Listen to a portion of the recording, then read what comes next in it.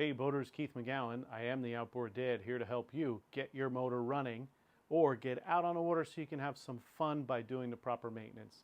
Today we're going to continue on with our Looper 4-cylinder Johnson Evinrude 2-stroke carbureted motor. Yes, we're rebuilding a 2-stroke carbureted motor from, I believe it's a 99 motor if I'm not mistaken. Don't forget my used outboard motor buying guides for sale on Amazon for $20, offering for a limited time. If you purchase and you send me proof of purchase to keith@outboarddad.com, I'm offering a half-an-hour session over the phone, a $250 value, to help you with a motor you're looking to buy, or a boat you're looking to buy, or a motor that you're working on. So if you remember, we cleaned up our crankshaft. Actually, we didn't clean it. We just pulled it out of the motor and we put it in a rag so it stayed clean. Now we've got it back out of the rag. We'd be tempted to reuse the rag on the next motor, but I'm not going to because all the oil kind of attracts dirt and dust when it sits there, and I don't want to get any in the next one, so they just become shop rags from there. So take a look. We have our crankshaft here. We have our pistons all ready to go with their new rings in them, new wrist pins, new pistons on the 20 overs. So we'll keep them covered up, keep them clean while we're doing this. We have all these rings here that we have to, they're sealing rings between the cylinders. We want to make sure we get a good amount of oil inside here. But the first thing we're going to do before we do that is we're going to take this bearing off. It has a little clip on it. I like these little screwdrivers to get that clip off. Sometimes it takes two. Kind of have to pinch one side of it and get it started and then work it around. Now, if you remember, we wrote down the orientation of all the rod bearings, and we're going to do the same thing with this. We don't have to write it down because we're going to put it right back together, but we want to make sure that this stays in its same orientation, just like that when we put it back together. We're going to take our famous oil mixture here, our builder's lube, from a good buddy of mine that's a machine shop guy that taught me how to do this, that I've had really good success with over the years. We're going to take our clip out and we're going to coat the whole journal. It's okay to be liberal, a little bit too much isn't going to hurt anything. And we're going to make sure we get some inside the bearings here.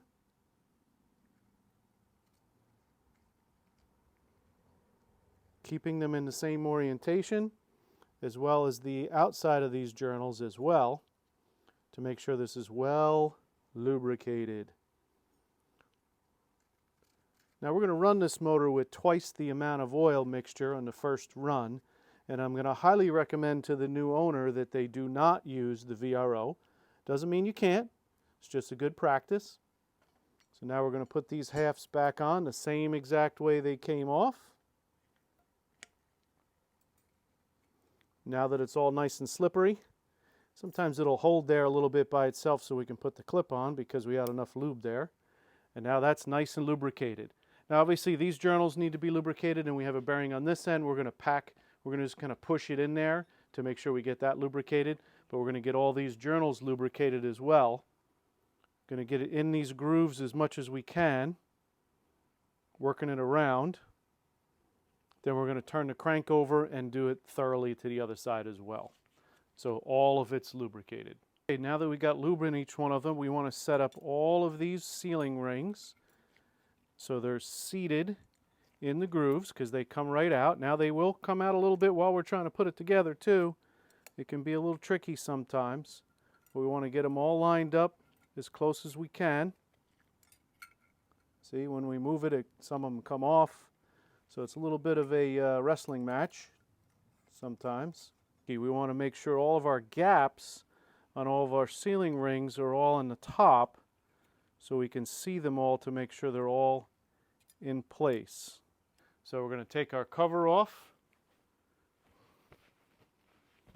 clean up my hands a little bit. Now we also cleaned these surfaces before we cleaned the block, and we made sure everything was in here. We'll dust it real quick just to make sure there's nothing in there. Just take a quick little inspection. I see a little piece of fuzz in here. Let's get that out of there. Not that fuzz would probably hurt anything, but just like to keep it clean. And you know, we'll definitely be getting grease all over this that we'll have to clean up before we put our sealer on. We're going to do our best to keep all those rings aligned. Like I said, it's going to be a little bit of a balancing act while we're doing this. So let me position my camera a little better so maybe you can see because I know especially my friends like to watch me fumble with things. So let's see. As soon as we pick it up, 2 of them come off. So we're going to try and line those puppies. And it's all slippery too, so it's hard to keep them all straight. But we're going to do the best we can. A little bit of patience. Let's see if we can get this to drop down in there. Okay, something else we have to remember I forgot to tell you about. Other than making sure our sealing rings are lined up, which we got it, of course, first try, there is a hole in the bearing carrier and a pin, so we have to line that up as well. So we're going to have to work that around. Sometimes we got to take a rag because somebody got grease and everything all over this thing. This one's a little bound up, so we have to pick it up a little bit and align it. So now I know I'm teetering on that pin because that pin is not lined up in the hole with the... Should have showed you that when I had it apart. But we're going to spin this, lift it up a little bit and spin this bearing carrier until we feel it. Of course, I see it up top here now, so I got to spin it 180 degrees. And we kind of have to spin it back and forth and lift up a little bit and try and find that spot. Oh, I feel it. Well, we're not there yet, but we're getting closer. I feel I'm close to it. It is a little tricky to get that sucker lined up. Okay, now we're lined up. So next we're going to take we have a bearing carrier here and we have the end cap here. So we're going to make sure those are all cleaned up. I'm not sure if we clean those or not. Might have to clean them in the parts washer, but we want to get them in there so we can get the whole thing aligned before we start putting our pistons in. So let's get those parts out. We'll cover this up again because we want to keep it nice and clean. So let's get those parts out. We have them wrapped up here. If you remember, on our end cap, we have these bolts with the seals on them, and we ordered new seals. So we're going to get this in the parts washer. And here's our top one that has the bearings in it. So we'll go ahead and we're going to clean this up really good. Now we're ready to go ahead and put our end caps on. You can see I just have them in place. Make sure the O-rings are clean and they're not broken or anything like that. Sometimes installing this, you can break one. So it's a little tight on this bearing down here. So we're going to take a little mallet and we're just going to tap it into place. Remember, there are some bolts going through here. I'm going to add some sealer to those like we did on the lower units. You can add some sealer to this O-ring too. I wouldn't do it on the inside O-ring, but on the outside one, if you're a little concerned. Let me know your comments on that. Some people say you shouldn't do that at all. There is little oiler holes here, so we want to make sure we don't fill up any holes with sealer. Very, very thin layer. So we have our bolt holes pretty much lined up, and I'm going to go ahead and take 2 bolts just to put it in there so that it doesn't move around while we're playing with it. Make sure it stays in its location. I want to get it in a bunch of threads. I don't want to have it on just 2 threads just in case we jar it or something like that. I don't want to strip the threads out. I want to be sure it's in there pretty well. So I'm not tightening it in all the way yet. I'm going to leave it a hair out so that when we put the cover on, we have a little bit of room to play with. So I'm not going all the way, just a little bit. That's why if you're going to put a little sealer on it, you got to make sure that it's just a very little bit. You don't want it to block these clearances. So now that's that set, we cleaned all of our bolts. So we have bolts that go through here that go on this ring. Let me show you a little closer. So we have a ring right here that has threaded holes that goes up against this, centering and holding that bottom bearing, and these bolts go into it. But there's a ring that goes around here, a rubber O-ring that we purchased as well. So let's get that. So these little seals go on this bolt. So if you look at the bolt, it has a little groove in it where that seal fits. I like to add a little bit of that famous gray Motorcraft silicone that you've seen me use before if you've watched any of my videos. Again, just a very, very thin layer in here. I want it to slip while it tightens so that the O-ring doesn't grab. I'm actually going to wipe some of that off because that's a little too much. I just want to have a nice, really thin layer on there. Okay, so that's what we're going to do. We're going to line it up.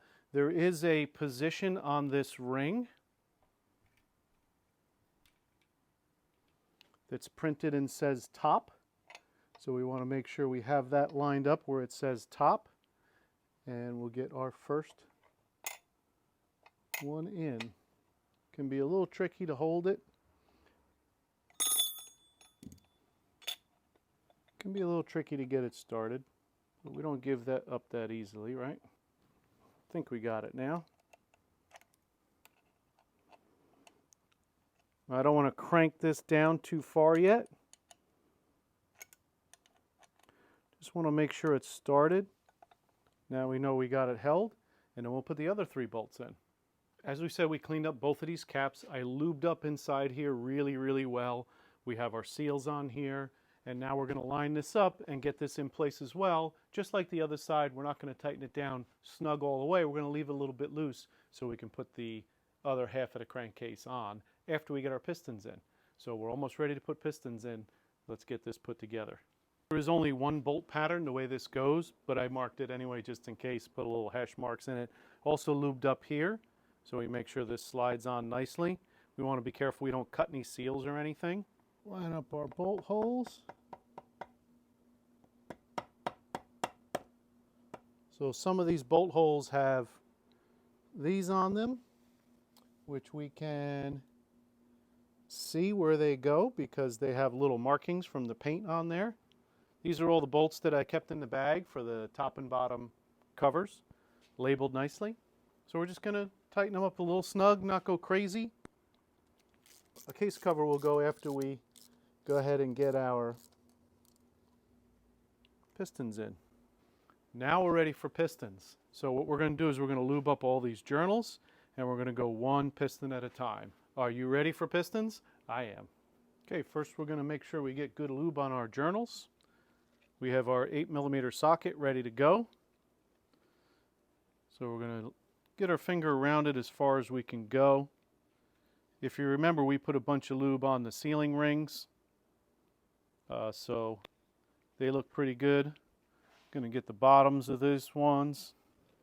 All right, so let's start. We have all our sealing rings matched up here on the top, which is good. Everything's down in place. We have our bearing set in place. So let's pick our top port side first. What I'm going to go ahead and do now is take my label off.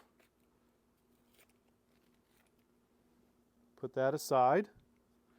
And I'm going to hold this in the orientation it goes, right? So we have a top marked on our piston, and we want to make sure our rod cap goes back on the same way. Now we'll open her up.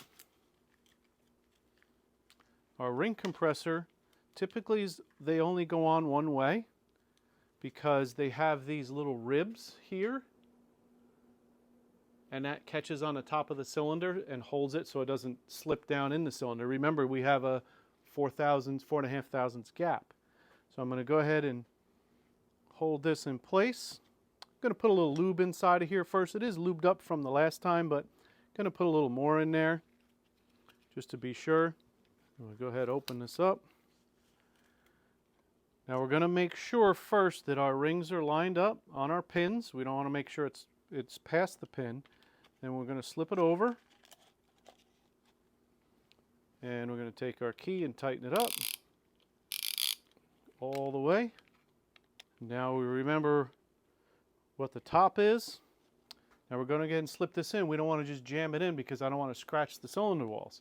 So I want to bring it in nice and easy. Get it lined up. Now I can see, and I can reach inside here and lift the rod up. And now I'm going to take the back of my hammer, which is the soft part, and tap her in place. Now we'll push our piston in all the way up, and now we'll pop it back down a little bit more because we don't want to go too far. We have to slip our bearings in. So now we're going to take our bearings, lubricate our bearings, slip the bottom one in first, take the top one, keeping it in its same orientation. That one in place. Journal, lubricate that. Whoop, bearing is sliding over. Put this in place, and now we can tap our piston up the rest of the way.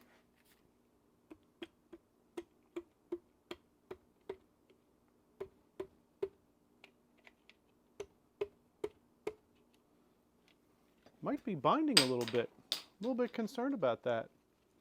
Maybe we need to remeasure. Maybe something didn't go right. If I have to take it apart again, I have to take it apart again, but let's see. Let's get these hand tight. We'll get a little bit of tightness on them, make sure they're lined up, and then we'll turn this crank over and see what's happening. It does feel a little bit tight. Sometimes the rod doesn't go in straight and it's just kind of at an angle, but we're gonna find out for sure. Well, let's turn this over and see what happens. Well, just to be safe, we might go ahead and take this piston out and measure the bottom of the cylinder again. If you remember, we got the bottom out to 4.5, 5 thousandths before we did the top.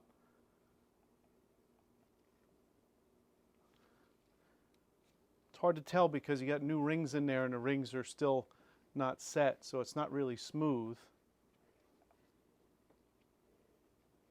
I'm going to pull it back out and double check. You know what my mom always says, better be safe than sorry. We don't want to do all this work and find out it's binding. Better off double checking now to find out if there's an issue. We need to push out okay, but we're going to go ahead and cover this up, keep it clean, and we're going to go ahead and get our dial bore gauge out, and we're going to double check that cylinder just to be sure. And again, we're going to put them in one by one, so they should rotate smoothly each time. Just felt a little bit of a drag there, and I'm not sure if it's the rings or not. So let's get our dial bore gauge out and find out. So let's double check. Thought we were very diligent, but we want to be sure. Let's see what we got. So all I'm going to do is put it in here and just zero it out.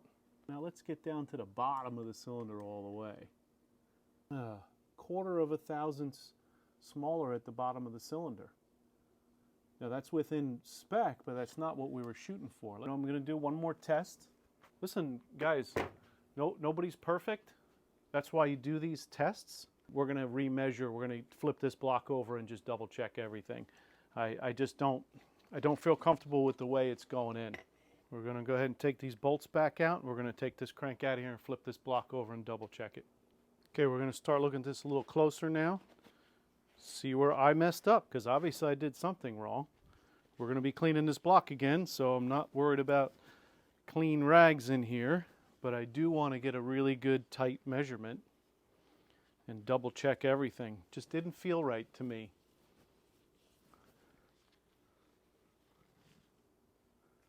Let's see. Zero this out again.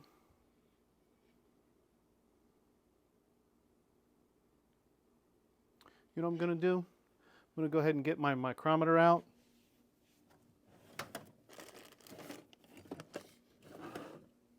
We're going to set this up, measure our piston again.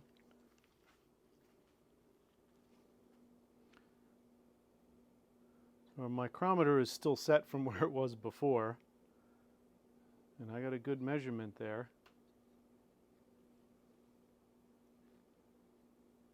I'm looking at the piston here, and I see when it worked in and out. I wonder if it worked that off in that one spot. Maybe there's one spot that got missed.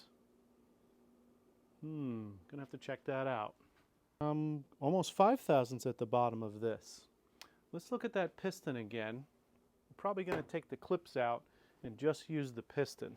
So when I look at this piston, I'm seeing a wear spot there. Was that like that? Let's check the other piston. I don't think it's like that from the factory. No, the other piston doesn't have any marks like that. I'm going to go ahead and take these rings off, and then we're going to just send the piston down the cylinder. Here we are at the top, so I'm going to look inside here where that wear mark is. See where that is on the top. Okay.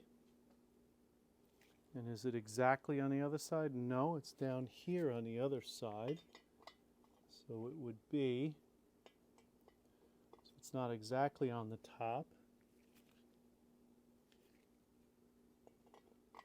So again, it looks like just the bottom of the cylinder there where it has to be rubbing. So it's going right through. So it's got to be the bottom of that cylinder. We're going to have to go in with our modified stones a little bit more and get this open at the bottom a little more and then rehome. That's what we got to do.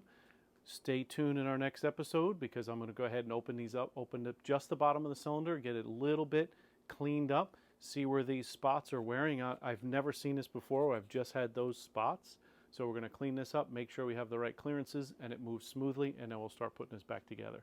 Remember, our rings don't ride down here, and it looks like it's just that hair of the bottom of the cylinder. Clean, so let's take a look. Yes, I know what it is now. Took me a little bit, but I got it figured out. The bottom of these cylinders, let me show you. Let me take my gloves off. It's just the bottom part of the cylinder. So the sleeve doesn't go all the way down into the bottom of the cylinder completely.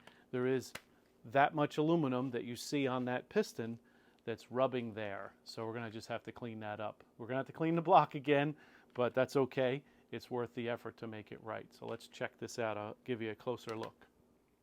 When you look inside here, you can see the bottom of that cylinder is aluminum, right? Let's see if I can get a better shot. There you go. Now you can see the bottom of the cylinder. It looks like the stone started to get it, so it looks like the bottom of this cylinder is where the problem is. So we're going to have to clean that up.